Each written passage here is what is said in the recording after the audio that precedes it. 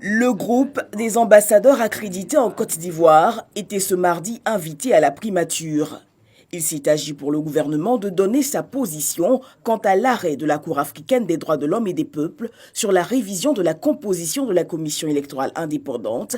Et c'est le ministre de la Justice, Samson Kambile, qui en plante le décor. Si la Cour avait voulu ordonner la reprise des élections au niveau de la commission centrale, la Cour l'aurait clairement indiqué, comme elle l'a fait pour les commissions locales.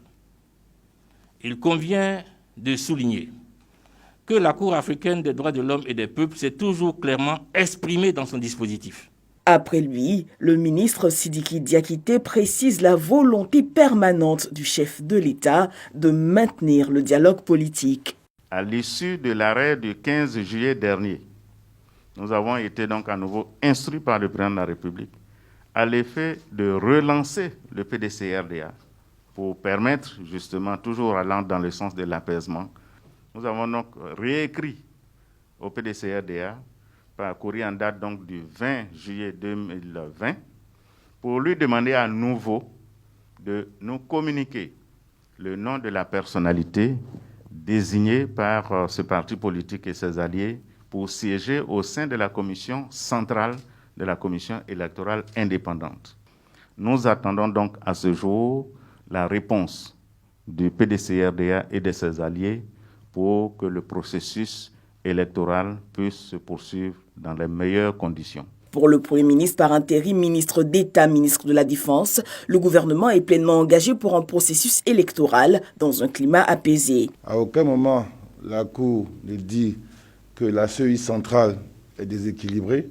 À aucun moment, la Cour demande de refaire des élections au niveau de la CEI centrale. C'était clairement énoncé avec les paragraphes qui le disent clairement. Par contre, la Cour dit qu'on n'a pas pleinement exécuté certaines tâches, dont la prise en compte de l'ordonnance du 4 mars, qui devrait faire entrer le PDCI, et donc nous permettre d'avoir des élections au niveau local qui donnent des résultats qui soient plus équilibrés. Ce auquel le gouvernement aujourd'hui donne droit.